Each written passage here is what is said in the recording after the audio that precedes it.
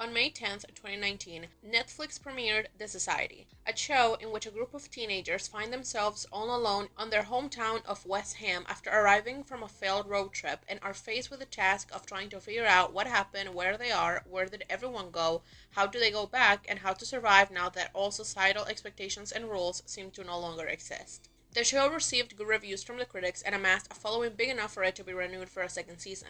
However, due to the pandemic, Netflix changed their mind and canceled the show, leaving everyone to wonder what could have been.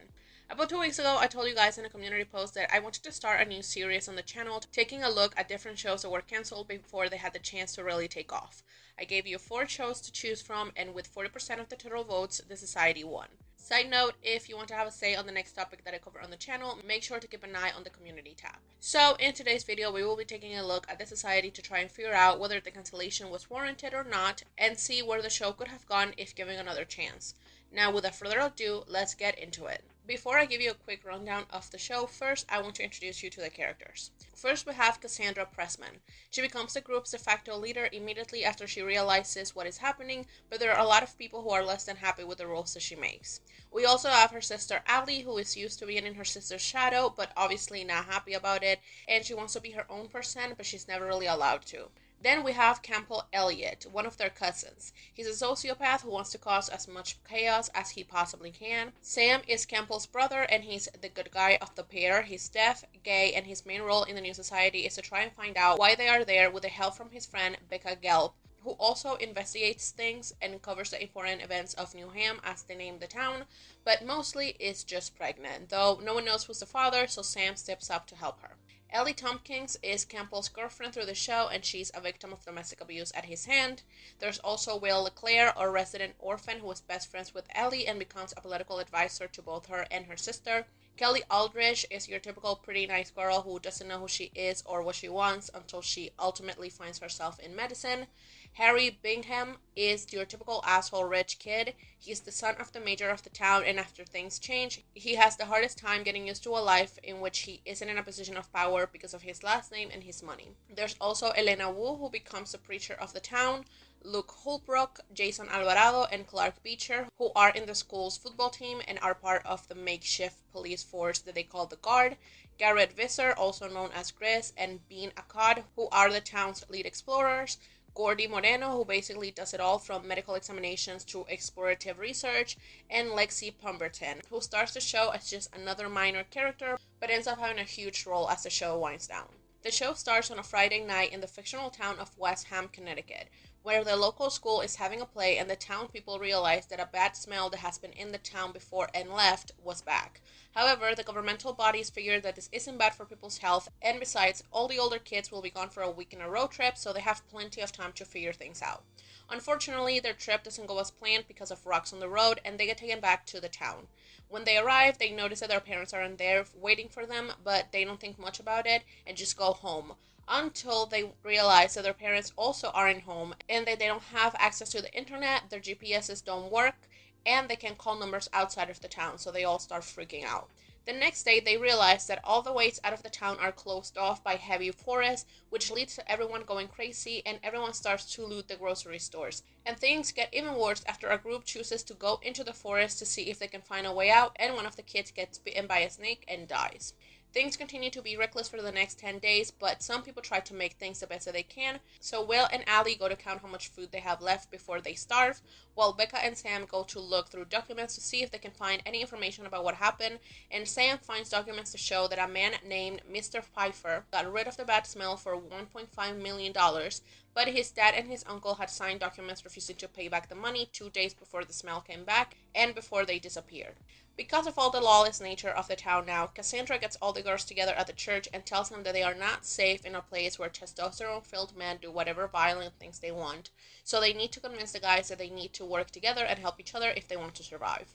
They agree, and Cassandra lays down the rules to make sure that everyone will be taken care of, which includes food rationing, living together to save electricity and water, everyone eating together in the cafeteria, everyone having jobs to keep the town going, and starting a police-like group which is named the Guard. Everyone is okay with this for the most part, with the vocal exception of Harry, who ends up having a disgusting conversation with his friends about having sex with Cassandra. And Harry says that he wants her to be on her knees begging for it and that he would choke her to death so that there could be some quiet. Moving on, Kelly plans a prom so that the kids could bond with one another, and surprisingly, everything goes well. At the end, Cassandra stays to clean up, and while throwing away the trash, she hears footsteps, and then we hear a gun, and she is shot. Gordy performs an autopsy on Cassandra's body and the area in which she died, while Grace, Luke, Jason, and Clark dig a grave outside of the church, and everyone else plans the funeral. The funeral goes as well as you would expect, but they start feeling the consequences of what happened almost immediately.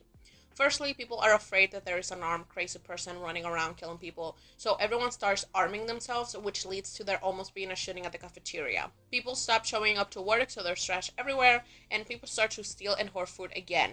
So Allie is basically forced to step up and take over. One of the first things she does, besides making everyone go back to how it was, is take all the guns to try and figure out which one was shot and is missing bullets so they can catch who killed Cassandra. Gordy tests all the guns they have, but nothing comes up, and Sam tells him that the gun Campbell gave up was stolen because his parents never had guns in their house because Campbell is a diagnosed sociopath. The rumor about what they're doing with the guns starts to run rampant, and we see Harry having a conversation with some friends about it, and he says that he hopes Allie does something about the person who did it because he doesn't feel comfortable knowing that some unhinged person is running around killing people. So Dewey reminds him of what he said the day of the prom and tells him that he should thank him for killing Cassandra. Harry ends up telling Gordy about the confession after Kelly refuses to do it for him, so the guard goes and arrests Dewey, and Gordy finds out that the gun matches the bullet found on the body. Allie eventually comes up with the idea of having a trial where she's the judge, their honorary students are the jury. She convinces Helena to be Dewey's attorney, and of course, Gordy is the prosecutor. The trial happens, Harry takes his stance and tells everyone about the confession, and Dewey is found guilty. Before they take him away, Dewey gives an insult speech about how he's angry that the girls in the town don't want to have sex with him and are trying to force all the guys to do whatever they want, and says that he killed Cassandra because nobody liked her, that Harry said that he wished she was dead, and that Campbell helped him plan the murder, so he also gets arrested. Allie interrogates Campbell, but he tells her that he didn't do anything and that she can't keep him locked up because she doesn't have any evidence against him, so she ends up letting him go, something that Sam warns her they will all regret. About Dewey, she first refuses to kill him and suggests that they should start a prison, but ultimately decides to execute him, and by the way the show shows it, it seems that she was the one who killed him. 6 months after this, everything continues the same way, but by now everyone starts to get annoyed by the way things are going and the fact that it doesn't seem like they have made much advance in the investigation to go home. And on top of that, Willie tells them that they're going to start running out of food by summer, so they're going to try and find fertile land to start farming. And while everyone is upset about this, Allie cheers them up by telling them that they're going to have a Thanksgiving dinner at the cafeteria. And before that dinner happens, Gordy and Beanie inform them that they think that they're in a parallel universe because the stars don't match and they saw an eclipse that was scheduled for 2024. Campbell decides that he and Allie are going to stay in and have dinner together, which leads to her having the idea of poisoning through a pumpkin pie because he's abusive towards her. So she poisons the pie, and before he eats it, he decides to take it to the Thanksgiving dinner, and 12 people, including Ellie and Allie, end up getting super sick by it, almost dying, but they're all saved by Kelly and Gordy, who are now the resident doctors. Now, Allie thinks that this might have been a targeted attack against her, and she specifically thinks that Lexi did it because during the dinner, Lexi put on a play in which she basically complained about the way that Allie is running things. So she has the guard arrest and interrogate her.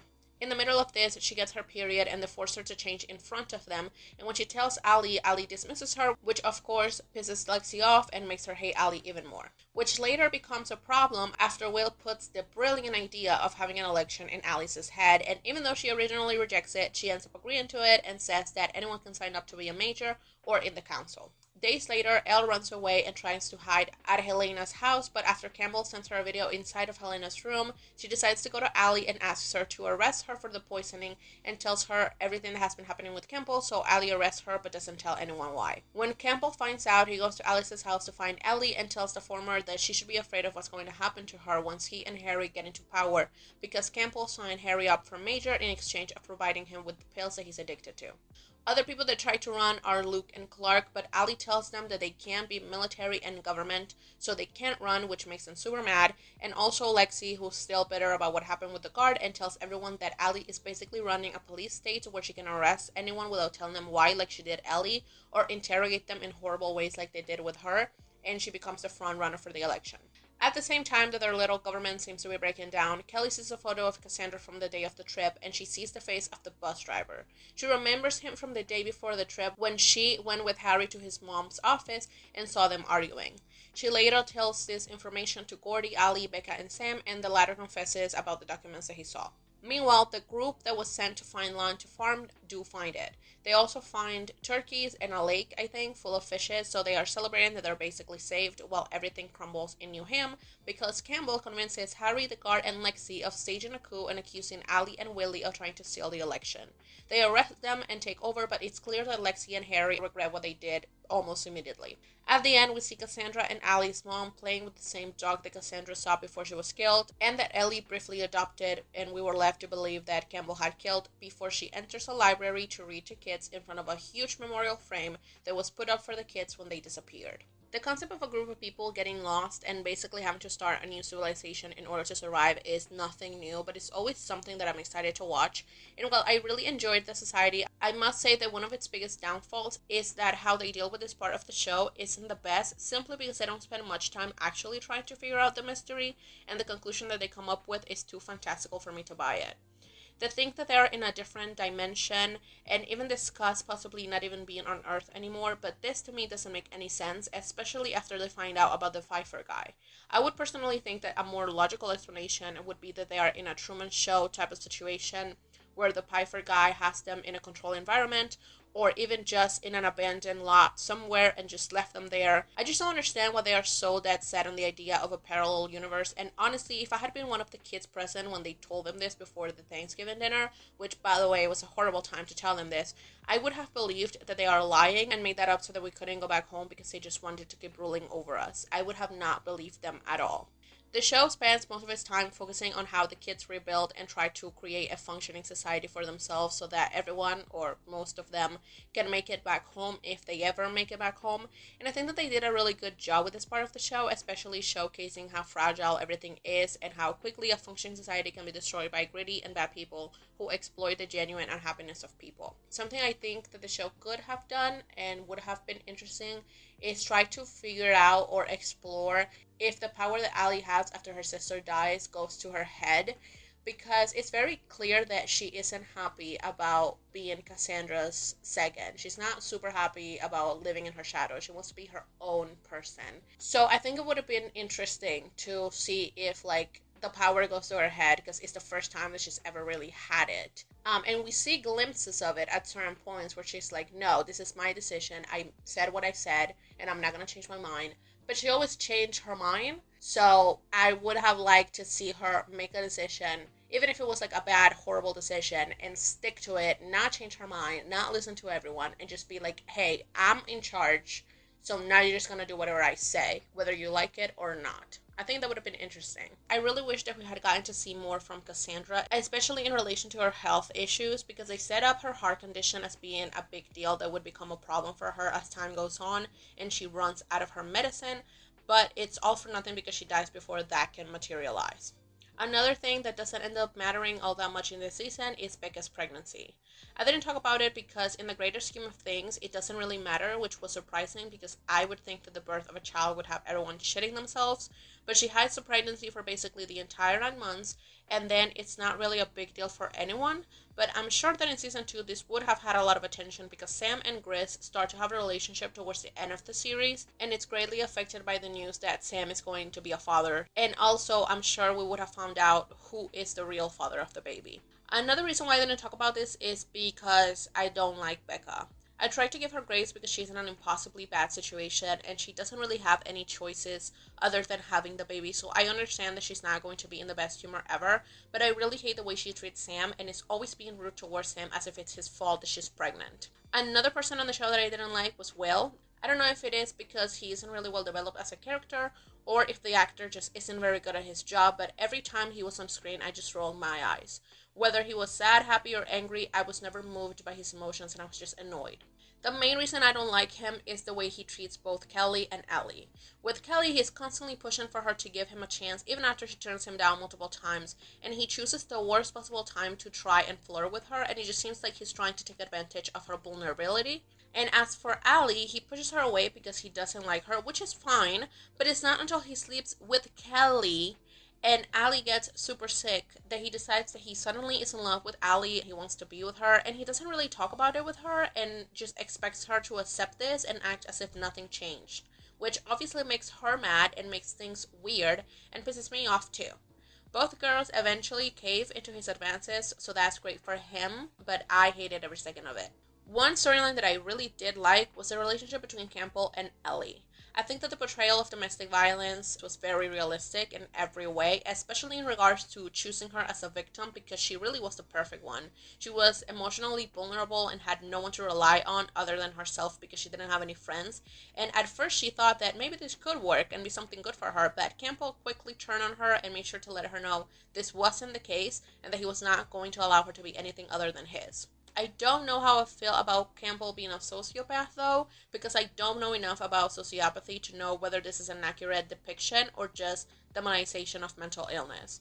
I think that him just becoming a terrible person because his parents having to pay more attention to Sam due to his disability would have been more than fine, and I don't really like it when shows or movies use mental illness as the reasoning behind a person's evil actions. But again, I don't know enough about sociopaths to know if it's accurate or not. So if you do know, then let me know in the comments. Another thing about this storyline is that I don't understand why no one checked on Ellie earlier and why everybody was so shocked to find out that she was being abused because they knew that he was a sociopath and they knew that he had a history of violence. So I don't understand why nobody cared to try and figure out if she was okay. Not even Sam, especially after he started to basically keep her trapped in the house and she was only out when she had to work. Something I think that the show could have done better is the way they treated Harry as a character. After Cassandra's killing, he falls into a deep depression and he kind of just disappears from the show with the exception of a few scenes until Campbell goes to him and basically forces him to run for Major. But I think that we should have seen more of his depression and seen him questioning himself about his part in Cassandra's death, as well as seen his growing unhappiness with the fact that his privilege doesn't mean anything anymore and he's just another average kid in the town. I think it would have made sense and been better if him running for Major and still in the election would have been shown as something that he wanted to do because he wanted his life back and not just something that Campbell forced him to do. The same thing kind of goes for Kelly. I wish we had seen more of her journey into becoming more confident and reassured, especially as she became more useful in their new society with planning stuff and becoming a doctor. I think it would have been nice to more closely follow her mindset while all of that was happening, but she kind of just falls to the side after her relationship with Harry is like brought to an end, and the only time we really spend any significant amount of time with her is when she's with Will. The ending of the show, in my opinion, is perfect, is a perfect setup for season 2, which makes it even more outrageous that the show got cancelled. I would have loved to see how they were doing by summer of the next year when they were predicted to run out of food, how Campbell in particular would have probably become more evil towards everyone and the guard would have probably started to commit more acts of police brutality, and seeing how Harry and Lexi end up switching sides to take down Campbell because they realize that they cannot deal with him. I also would have loved to see what Ellie meant when she told Allie that she was going to make sure that she got what she had coming for her. Did that mean that she was going to help take down Campbell, or had she accepted her fate and decided to also become evil? Also, of course, learning more about where they're at, where are their families, and if they ever managed to get back or even make a little bit of contact. Basically, every single plot was left open to be developed in season 2, which I think had a great setup to be even better than season 1, and sadly, we're never gonna get to see it. It's really sad that the show got canceled because I think it had a lot of potential, and realistically speaking, I think it should have gotten like 3 or 4 seasons minimum to fully develop the story. And if they promoted the right elements, they could have had a very large audience and maybe like become a Riverdale type of show. Not in like quality, but in like fandom. They just needed to push the ships. In my opinion, this is not a show that deserved to be cancelled. It wasn't perfect by any means, but the potential to be very, very good was there, and at the very least, it was very entertaining. Anyways, let me know what you guys think in the comment. Make sure to like and subscribe, and I'll see you in the next video. Bye!